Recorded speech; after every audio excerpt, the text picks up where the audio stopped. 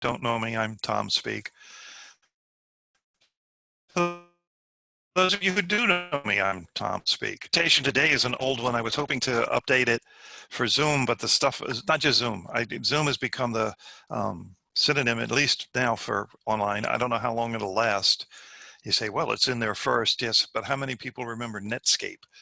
Right? It was the first browser, and now nobody uses it or you haven't heard of it. To update it, when I do my technical courses like Excel and PowerPoint and Word, I don't feel I need to give my credentials, because very quickly into the course, you're going to decide whether I know it or not. But for this one, I should give some credentials that where I got all this information. I have been doing presentations actually since I substitute taught when I was in high school for my physics class. Later on, I was an instructor in the service, joined Digital Equipment Corporation as an instructor, eventually became a corporate presenter. I have presented in, I counted them up, 17 countries, well actually 18 if you include the US, on 5 continents, to very large crowds, to very small crowds.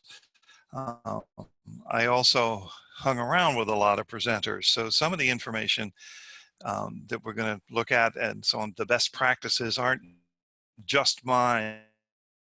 They come from discussion other colleagues particularly when we were on the road. So I am going to share my screen, I think. Why isn't, all right, let me, maybe PowerPoint has to be up and running. It's not on that screen. All right.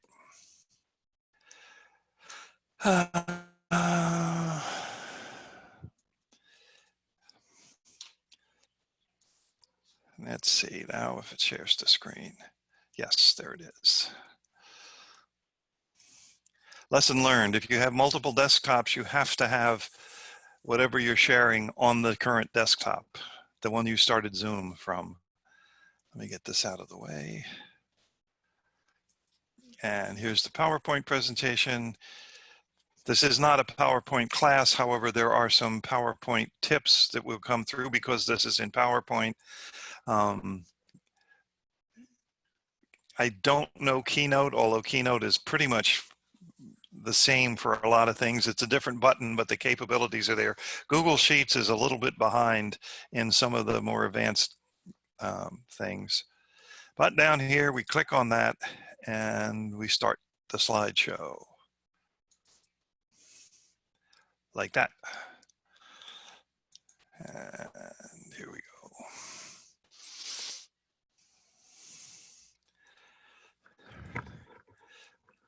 The title of the course, I actually, full disclosure, I thought, gee, that's cool. I haven't heard the word deconstructing for a long time. Let me put that in front of public speaking and so on. And I just thought that would be a catchy title.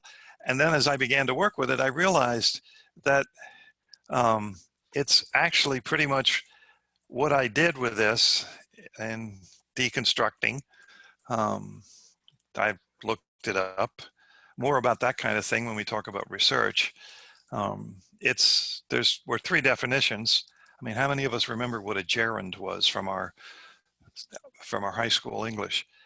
The important one is this one: to reduce something to its constituent parts in order to reinterpret it. And that's kind of what I wanted to do. You hear it's stand up straight and so on, but I think I know one of the secrets to stage fright, although it's a more complex thing than people would know.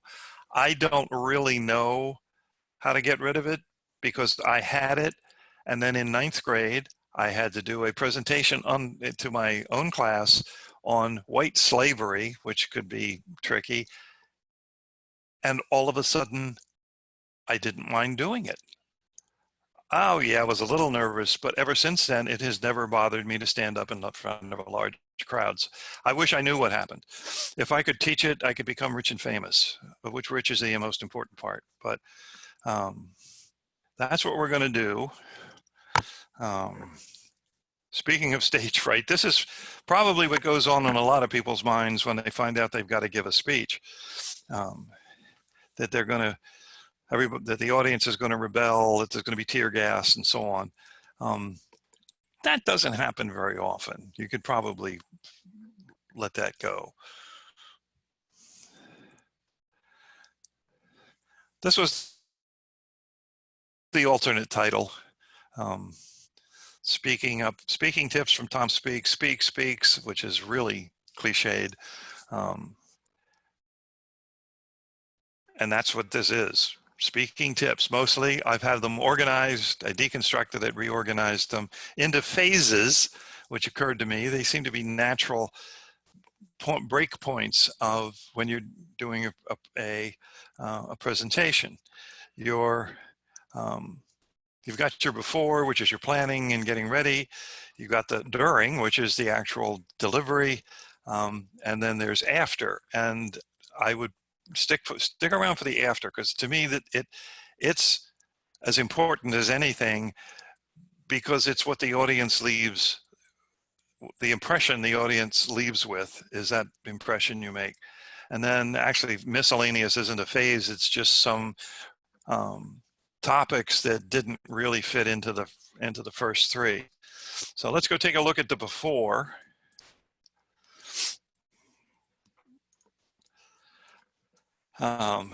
Preparation is very important. And then there's preparation. And I think you see where we're going with this, with apologies to the real estate industry. Yeah, that's right, preparation. To me, that's part of solving if you have stage fright. Stage fright, I believe, is rooted in lack of confidence. You just don't believe you're going to do it. Some people call it the imposter complex or whatever.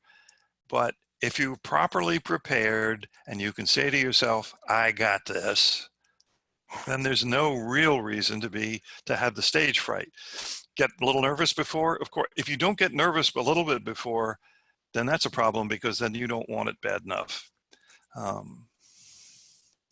So first phase of preparation. Preparation even has its own 3 parts. And you've seen these before, so I'm not going to spend a lot of time on them. If you want to comment or whatever later, then we can do that. Generally, they fall into 2 categories. What are you trying to do? You're trying to inform, teach. Even if it's a business report, you're informing the audience of the results of it, of the investigation you did to generate this report. Or you're trying to sell something or persuade somebody, which is what selling's all about anyway. Then decide on how you're going to do it, deductive or inductive. One of them, you start with the right, let's see, I think that's deductive. You start with the premise and then go ahead and bring all the evidence in. The other one, you present the evidence and then your conclusion. I call one of them the Columbo method. If you remember the Peter Falk's character Columbo, the show opened and you saw the murder. I guess it was almost always a murder committed. You knew who done it, and then you watched Lieutenant Columbo shamble around and finally nail the perp. Inductive, the other way around, is the Jessica Fletcher kind, where you don't know who did it. Something happens at a party and she looks at all the clues and we see this and it's a locked room, and then we find out it wasn't really locked and all of that, and then way Miss Marple does it too, to the final room where everybody's together and Jessica says, and this is how it happened, kind of thing. If you're doing something for somebody in the CEO suite, you may want to think of using the Columbo method. They don't have a lot of time to sit around and wait for you to say, well, here's this, and here's this, and here's this, and this is why I'm asking. They may want to know what you want first. They may agree with you, and they may not even want to see the rest of the presentation. So pick one. I don't know that you can do a combination. Who is your target audience? And here's a trap that's easy to fall into. I have fallen into it far too many times, and unfortunately too recently. It's happened. It just happens. Tell them what they need to know. whoever scheduled the presentation, your advanced person or the ask for the seminar, you should be able to tell them what they need to know, not what you want to tell them. Hopefully some of them, there's a definite overlap, but going into teaching Excel, and then you have this really clever way of thinking of making passwords. So while you're talking about saving your Excel spreadsheet with a password, you launch into your presentation about for 5 minutes about how to create a good password. Well, that's not what they need to know. That's not what they came there for. It's what you wanted to tell them. And it's sometimes it can be hard to identify. You really need to think about it. How many people, when it's live, that makes a bit of difference. If it's a Zoom presentation, I'm not sure it makes a lot of difference. I was on one with 155 people. There's some of what you can do, what you want to do with Zoom. For instance, you do not want to unmute 155 people. As a matter of fact, they had it set up. This was Fred Pryor seminars, so this is how they were doing it. I believe there's a setting on the corporate one that you can just say, no, everybody's muted, period, paragraph. Still finding out about that. I'm still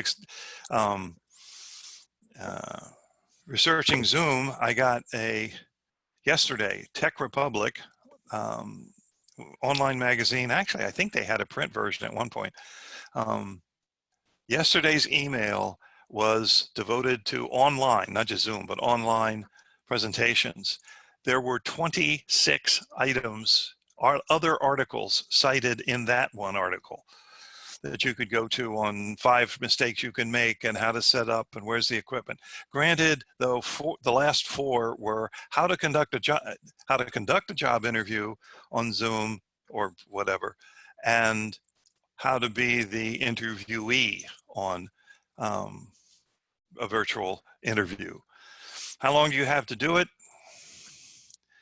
Because you don't want to run overtime in either case.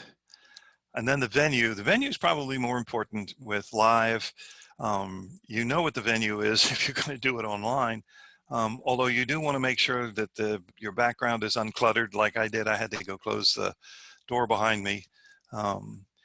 Nowadays, a bookcase appears to be the default background that people want to sit in front of. And it's interesting. You can read, if you look close, you can read see what these people are, if they're not reading what books they're touting. But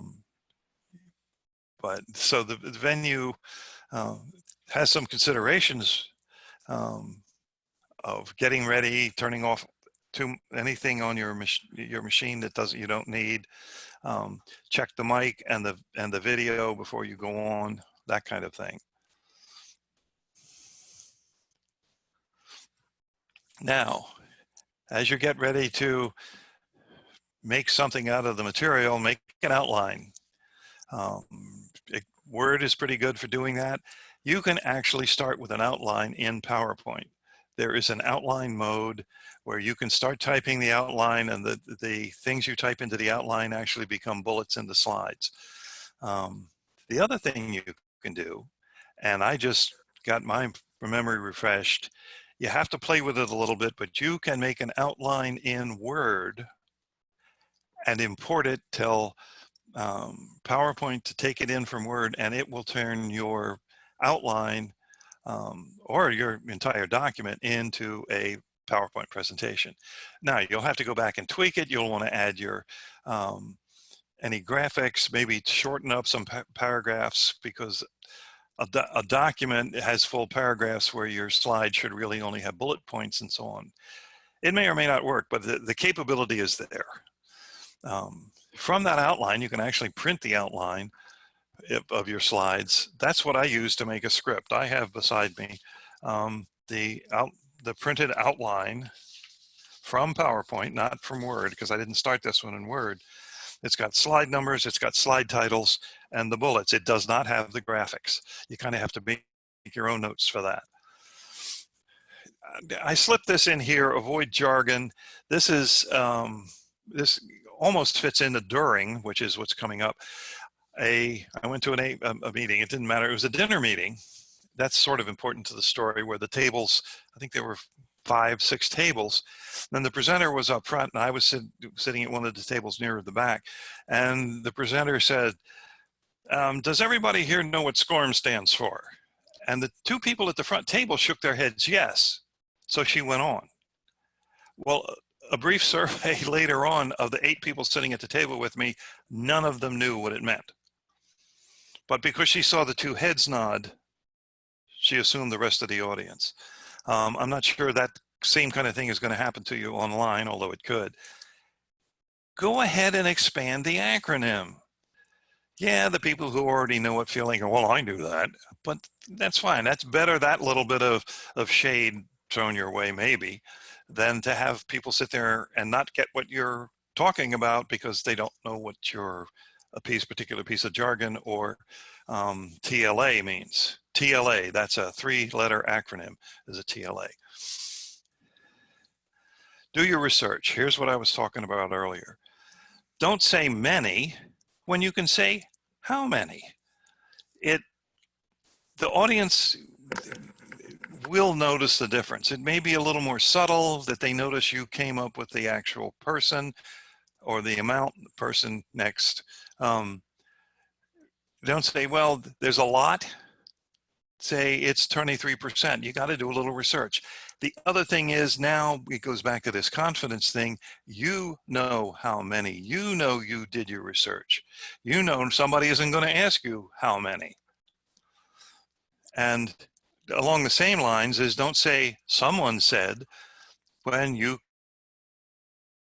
with Google search and all the others, DuckDuckGo and Bing, and YouTube's a search engine too at this point, and Wikipedia. There's no real excuse for not doing a little of this kind of homework, for standing up there and say someone said. You should be able to find out. There are sites that deal in finding quotes. How many may be harder to find, but it used to be harder to do. It used to mean a trip to the library, and now it just means having a search engine handy, or search engine or 2 handy. And then practice. I mean, we all know the old Henny Youngman joke. Somebody stopped me and asked me how to get, the guy with the violin stopped me and asked me how to get to Carnegie Hall, and I said, practice, practice, practice. Well, that's true. But if with your speech, practice out loud. You never screw up in your head. You can, in your head, you say unique New York, unique New York, unique New York. If you try to say it out loud, go ahead, try it, all right? You're much more likely to make a mistake. So practice out loud, listen to yourself. And if you make a mistake, this one, the musicians tell me this. I'm not a musician, but I have some friends who are. Don't stop. If you make a mistake, don't stop. Just keep going and remember not to do it next time. Because if you stop, then it becomes part of the presentation. You come up to it and stop. You begin to practice making the mistake. This required having a video recorder and somebody set it up and so on. Now, particularly if you're going to do an online one, do an online one to a friend or 2 and record it. I don't know, maybe you can even send it to yourself, your own phone, and put it somewhere else so you don't get feedback. Do your presentation, you have a recording of it. And the way it's going to look too. It's not like a video of you standing in front of a screen or whatever. That's actually one of the big pluses now with the online stuff. I think virtually all of them have a record capability. Some of them you have to pay for it. Some of them there's a limit. You may have to pay to be able to save enough. I don't know. And that's all changing as it becomes competitive.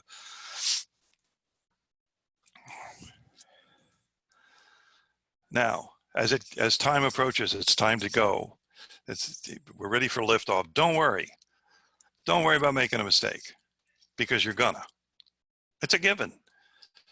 If you try to make no mistakes, you're setting a goal you can't reach. I watched the news the other night.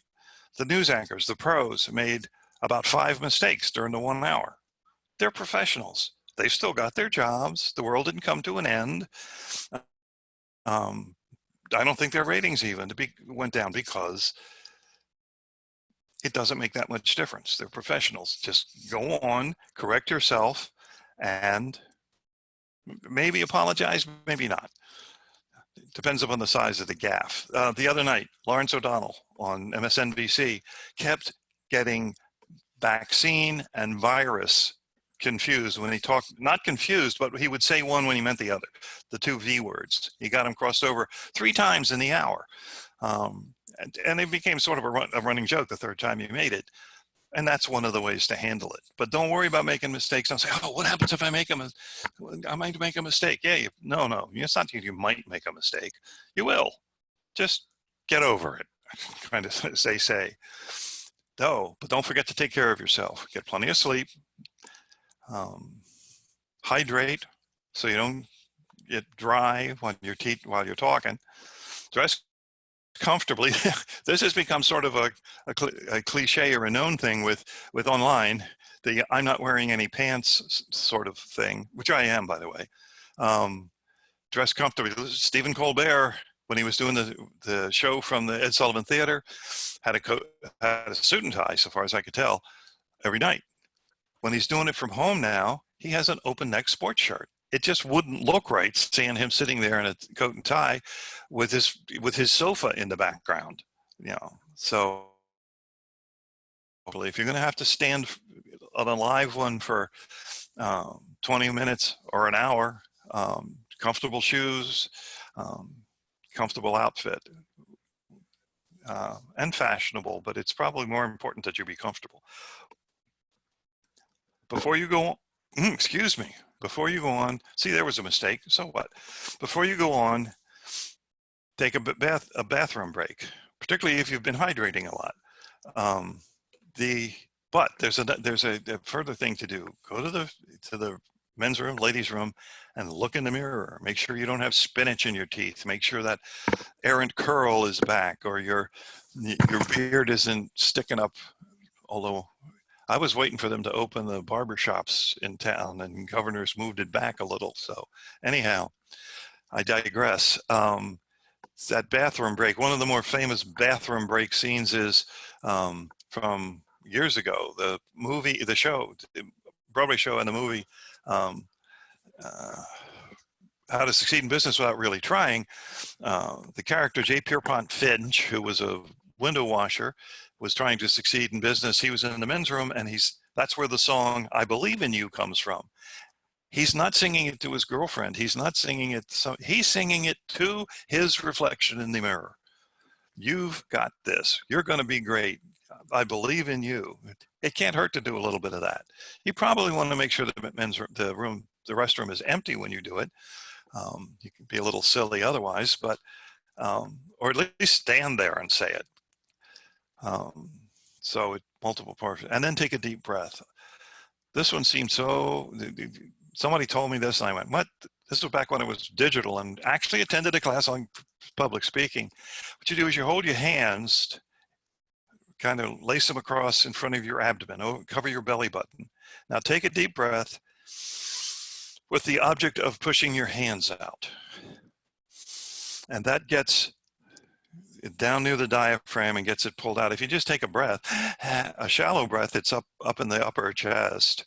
You want to take a deeper breath, and you get to the point where you can do it without holding your hands. It does calm you down. And then again, don't worry. All right, at this point, I can entertain a couple of questions or comments. Anybody has any? Otherwise, I'll move on to the next section. All right. Back to share screen. Gabe had a question. Okay, go ahead. Yeah, I wanted to ask if it's appropriate to sometimes say something that might make the audience laugh or just kind of put them at ease. I do a lot of speeches for the Army National Guard when they come back from deployment, and sometimes I say something just to get them to laugh a little bit. And they do use acronyms a lot in the military. No. And I know what you're saying about the acronyms, but they really don't like to be told what the acronym is because they kind of know anyways. But what do you say about that? Well, let me do the acronym one first. With an audience like that, where you know that everybody in the room, everybody in there is from the Air Force and knows that USAF stands for Air Force. Yeah, then you don't need to do it. That's part of knowing your audience. For humor, let me put that off a little bit because I do have that as a bullet later on. But that's a controversial subject. If you can tell a joke, go ahead. But those of you that can't tell a joke, you know who you are, all right? There's the icebreakers, yeah, but if it breaks the ice, fine. But if it goes badly, then it goes badly, and now you have done the opposite of what you hope to do with your joke. If there's one that always works with the guys that are coming back from deployment, there's probably something, depending on where they're coming back from too, I would imagine. But that would be my thoughts on it for the moment. A little bit more as we get further down. Anything else? All right. Your screen sharing is paused.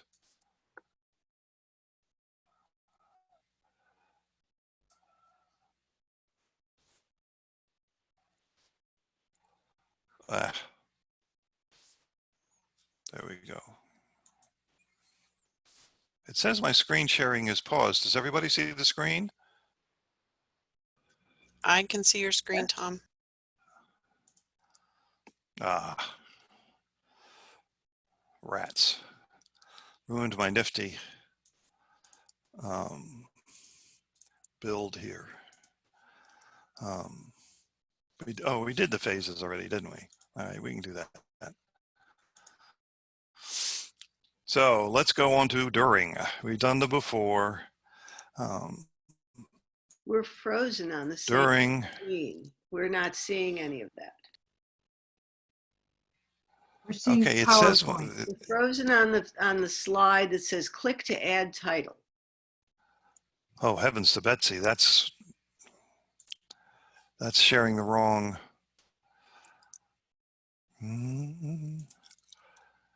Oops. Okay, maybe now this we is can see you at least. Now, where are we? You are sharing during. Okay, here we are at during. Sergeant and the Majors, this is the one my training, went to instructor training. The instructor that was instructing the instructor training started right off with an anecdote of the sergeant. And of course, it means a little more to the military, but the sergeant who was going in to give a lecture on fire control radar. That's the radar that controls the firing of weapons on an aircraft. And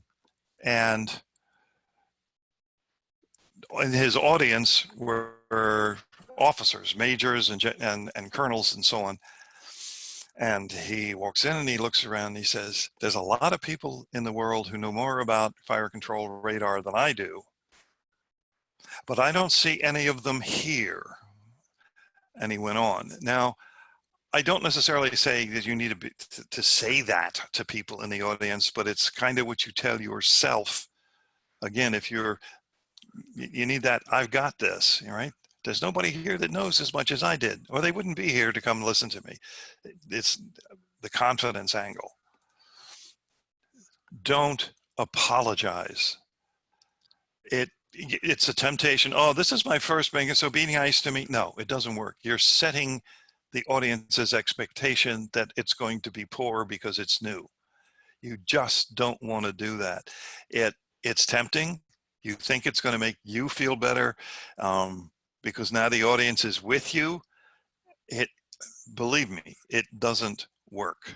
And this is something that comes from all of my friends and so on that do it. There is a possible exception, and again, I'll get to it later, but Gibbs rule number 6, for you, I threw that in for the NCIS fans. And then listen to your mom. Stand up straight, or I had to add sit straight, sit up straight. You don't want to lounge around and so on, and you also don't want to fidget. It's sort of more noticeable, I think, online than it is if you're standing up in front of a crowd. Those of you that like to walk back and forth, there is a way to put the presentation up, have another camera showing you standing up and walking back in front of the slides. Duck, yeah, what's his first name? Charles? Everybody calls him Duck. He runs a photography studio, and he did an excellent session last Thursday. Nancy can send you the link to it, or I can. If you have any questions or comments after this is over, instructortom@gmail.com. It's on my last slide here too.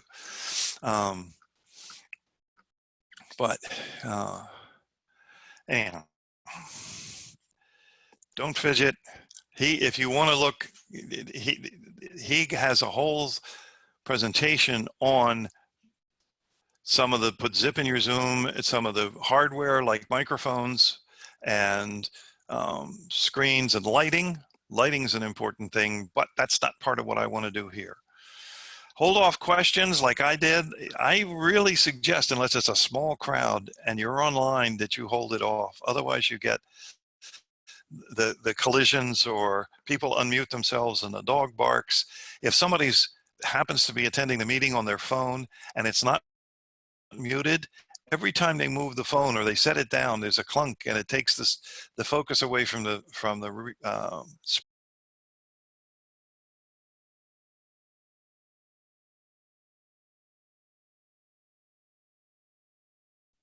We lost your audio. Yeah, That's the host muted me. I was busy looking for the unmute. Until plan breaks in the presentation, until the end. That, if it's a long one, that you probably don't want to do that. Or take questions in the chat box. You can actually set, if you look down on your screen, there's chat. It'll make a side panel, and you can type your questions in there.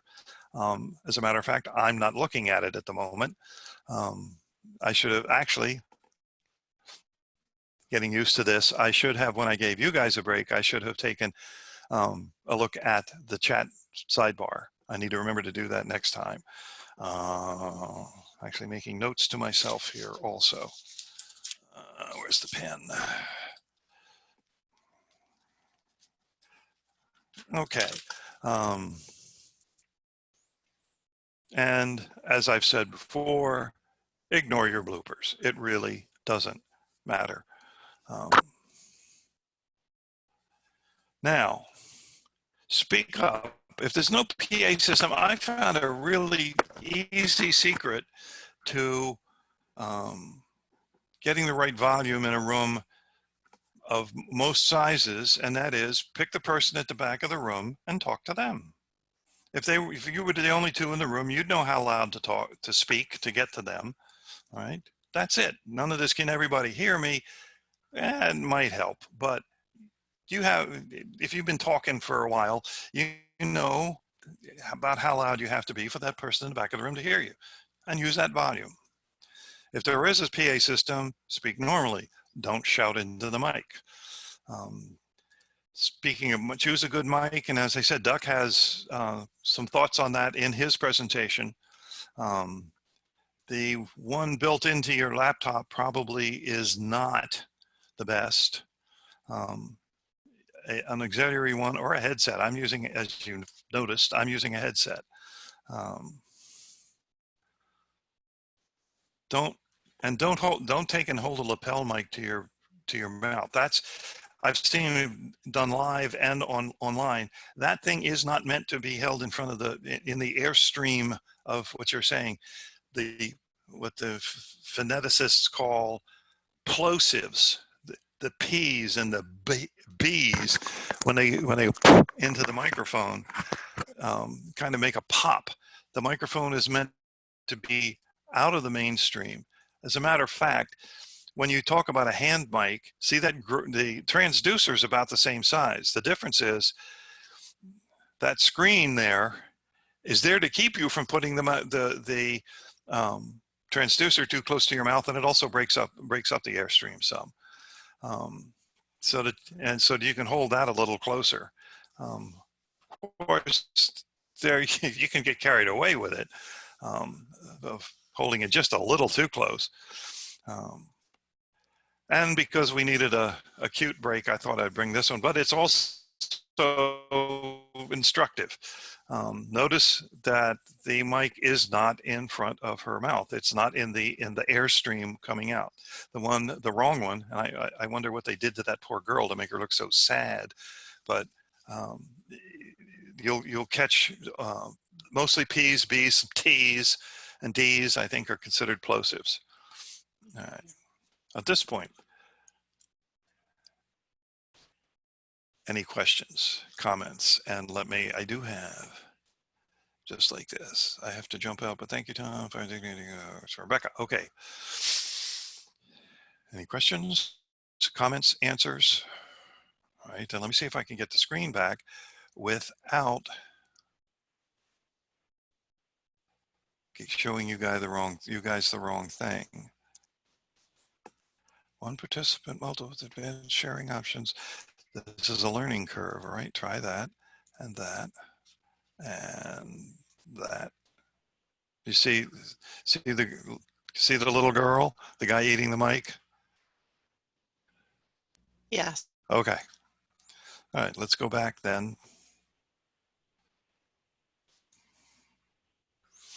to our agenda after. Thank your audience and your host. Just don't forget to do that.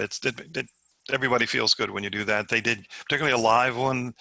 If somebody managed to find the facility and invite the people and take care of all the registration, they certainly do, and do some advance work. They certainly deserve to be thanked along with your audience.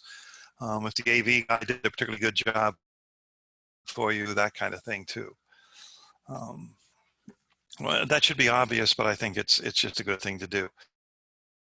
I'm in another slide. It's telling me my internet connection is unstable. Anyway, and then do a postmortem. That's important. I'll tell you why when we get there. All right. Take questions, and I'm sure anybody who's been up in front of an audience can sympathize with poor Lieutenant Fuzz.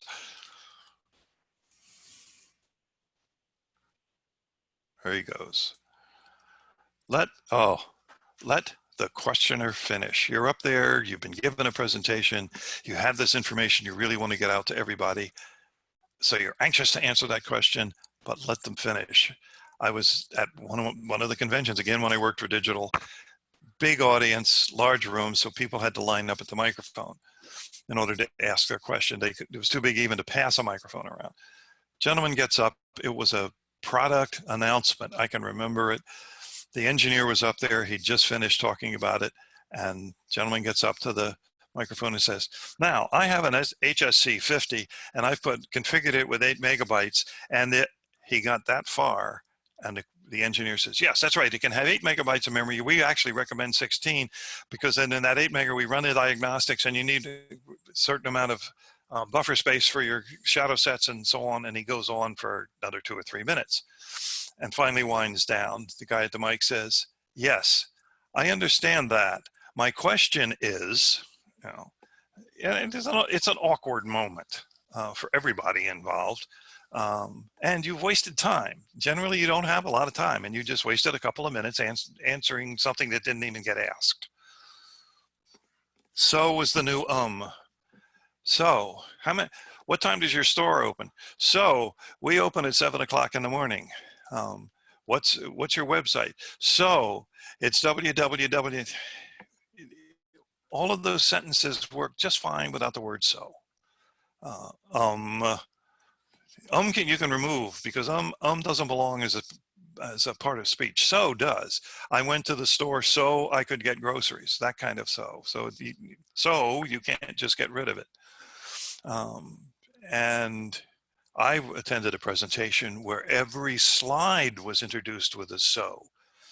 The presenter said, so here we have, and then the next slide. So this slide has, Yeah, apparently they don't hear it. Maybe I'm the only one that hears it, but I would suggest working on that. Something to look for in your recording. Now, on the live side, repeat the question. Nothing is more frustrating than being in a large room and hearing somebody on the right-hand side go, and the presenter says, yeah, you better do that or your whole system will just be destroyed. And then they move on. You got, what? Wait a minute, what was that question? If they're handing a mic around, you don't necessarily need to repeat it, but it helps make sure you understood the question, gives you a little time to think. If you're doing it like I'm doing, you need to look at the chat pane. Not everybody knows where it is. Not everybody will have it up. And there's a second thing. If somebody did type into the chat pane, it's possible they only sent the question to you, that the rest of the audience hasn't seen it. There's a little drop down where you type your chat entry to choose who it goes to, either to everyone or to the speaker or to somebody else in the audience if you really want to. So not everybody will see it. Maybe I should change that can to a will. And then back to everything, it does give you time to think. I miss the good old days when smoking was allowed and somebody would ask a question and you pick your cigarette up and you take a nice long drag and then let it out slowly while you're thinking of what kind of answer to give. Make sure you answer the right question. How does it work? Has at least 3 answers. Here's one of the differences I noticed between live and online. When I do this live, if I remember, I take a prop with me for the upcoming story. I take a remote control. I was at a Radio Shack, that'll tell you how long ago it was, when there was an elderly couple who may have just bought their first flat screen TV, or maybe just their first new, for all I know, color TV. And they had the remote and they were asking the salesperson, how does this work? So he proceeds to point them to the end of the, whoops, I need to work on that. Previous. End of the remote, and says there's a little LED. They knew what that meant. Little LED here that sends an infrared beam over to this a sensor here on the TV. That's not what they were asking. The answer they needed was, if you want to watch channel 3, push the 3 and then the OK button. All right. So how does it work has 3 answers. The underlying technology, which is not what this couple was asking about. How to operate it, which is they were. And the third answer is maybe appropriate, is just fine. How does it work? Just fine. It's sort of fits into the category of, do you know what time it is? Yes. But and that's one of the other things if you repeat the question, or to rephrase it like, are you asking to if da da da da da? Are you asking how to find a channel, or are you asking what makes it go? That kind of thing. It's okay to say I don't know, as long as you get back to them if you can during that session or after the session. But definitely follow up, take their card, take their whatever, take their contact information, and do your best to get back to them. Now, this is some mechanics, and it's for PowerPoint.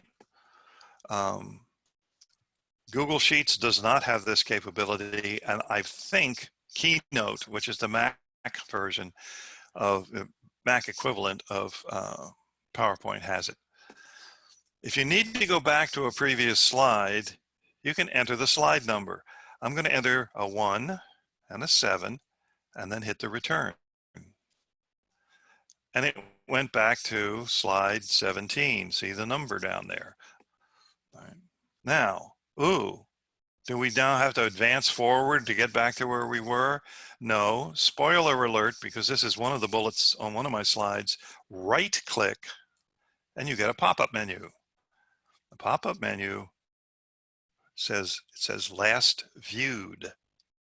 And that takes us back to the last viewed slide. Another way to do it, which is, now your audience won't see that. That's the nice thing about that one. All of a sudden you just went back. But this works also. Control S brings up a listing of all your slides.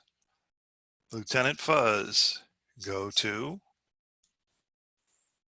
and takes us to Lieutenant Fuzz. Same way, last viewed, takes you back.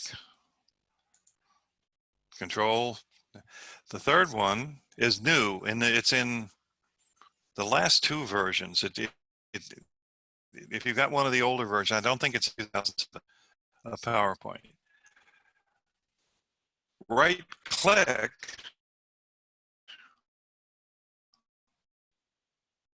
with the cursor, and that is, you get a pop-up menu, see all slides, and you get the slide sorter view, where it's easy to pick the slide out. That's the advantage, but your audience will see this. And now we go back to last viewed. And then, as I said, well, I foreshadowed this to return, it's right click on the slide and select last viewed. But how did I know it was 17, slide 17? Well, I put a unique title on every slide. It's like Lieutenant Fuzz. And you say, wait a minute, I didn't see a title on that slide. No, there's a way to hide the title and have it not visible during the show. That's another teaser for my PowerPoint for people who know PowerPoint class. It's not a, it knows how to, I'm going to assume you know how to put together a deck, but you need to know stuff like this. Unique in parens because it's turning out the couple of other features kind of get in your way for trying to do unique titles, but at least to get you in the right ballpark. Or print an outline. One of the things you can print when you get to the print preview screen, along with handout notes and so on, is an outline. And the outline has the slide titles again, and the slide numbers, and the main bullet points. It doesn't, the thing it doesn't have is graphics. As a matter of fact, it doesn't even have an indication that there's a graphic, which I've, you know what, I ought to send in a feature request to Microsoft. I'm sure they'll listen to me. All right. Postmortem. LBs and NTs. I learned this when I was took the certification course at Fred Pryor seminars way back like in 2013. And I've used it ever since because it just makes so much sense as a way to give, as a framework, if you will, to give constructive criticism. And you can do it for yourself. Be nice to yourself when you're doing this postmortem. You're not like, oh, you screwed up this one. No. LBs and NTs. Liked best. I liked best when you did this, thus and such. You know what went really well? It was that graphic you used of Lieutenant Fuzz was nice. And NT, though, is next time. Next time you might want to use a color cartoon of Lieutenant Fuzz. Next time you might want to whatever, rather than saying, well, the black and white cartoons just sucked. You know, it helps you keep it more, just sticking to those keywords there helps you make it a more positive bit of feedback, even if it's you. Even if it's you. The other thing is to capture the questions, particularly the ones where you're going to have to respond to somebody where you said, I don't know. But you should capture all of the questions, which it's kind of difficult if you're standing up in front of the crowd and you don't have a helper or something. If you can't get if you don't want to, can't get the sponsor to help take some notes, you have to remember them. So you need to do the postmortem pretty quickly. If you've done a Zoom, or a Teams or what. I'm sure all of the other guys have. I haven't tried them yet. My next assignment is to go learn Teams and a couple of the others to record that. Then you can go through it again and pick up the questions. Of course, that means sitting through your whole presentation again, and you can save the chat as a file so that you can definitely capture any questions that came up in chat. And now, winding down, miscellaneous. Just, I don't know if anybody else said it. If you want to quote me, you can't throw together a good presentation. It's going to take you some time. Not just, even if you're not going to put a lot of fancy animations and stuff, you're not going to take advantage of the new morph transition and all that kind of stuff. You still need to do the work. You need to do the research. You need to do the outlining and thinking about it. And then you should do some transitions rather than just flashing each slide up with all its bullets already there. For one thing, they say you don't want to put all the bullets there because people start reading ahead and don't listen to what you're saying. They read the bullets. Now, somebody asked about humor. Be careful with humor. You know who you are if you can tell a joke or not, if you can get by with it, if you can, it helps if the audience knows you as a bit of a wise guy. If it's a completely strange audience, be careful. It's better to leave it out than to have it go wrong. One of the indicators would be if you say something and then find yourself saying, just kidding. Well, then you probably shouldn't have said it. If you have to explain that you were just kidding, it doesn't work. Now, think about what you're getting ready to say and say, am I likely to have to say just kidding? And if the answer is yes, don't say it. That makes a really easy, dare I say it, litmus test as to whether that humor should be used or not. Now, here's where this was the apology I referred to. Avoid last-minute presentations, particularly somebody else's slides.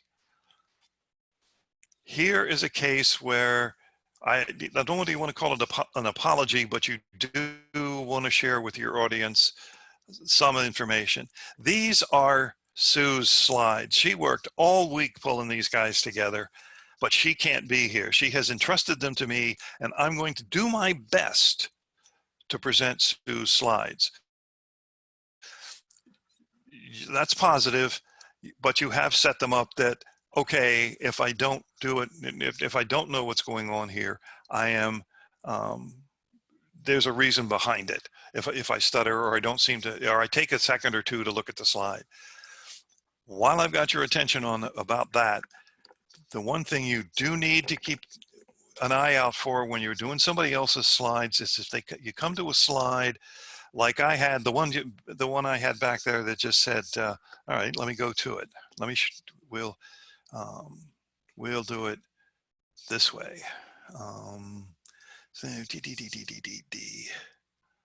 This one. We got this, and when I get down to here, if somebody else was doing these slides who'd heard this, they might sit here and start going through all of the things about take questions. If it's a piece of equipment, you start going into the details only to find out later that there was all sorts of details on a later slide. I call it agenda creep. Watch out. Be late for the presentation if you have to, in order to at least glance through all of the slides in the deck. Take the hit of being late in order to make sure you know what's coming up. I get the notice that my internet connection, I don't know what to do about that. All right. Now, and those of you that are interested, you can look into Toastmasters. There are a whole bunch of them here in Connecticut. It's Toastmasters International. I think it's Toastmasters, I don't know, is it Toastmasters.com or .org? Oh, Google it. They have classes. They help with all sorts of stuff. I actually should go site and see if they have any. If they have, which they have to have, some guidelines on doing online presentations. So now with that, are there any questions? Speaking of taking questions, and I'm going to go ahead and finish up the presentation and unshare the screen. There's the instructor Tom there, and there we're back.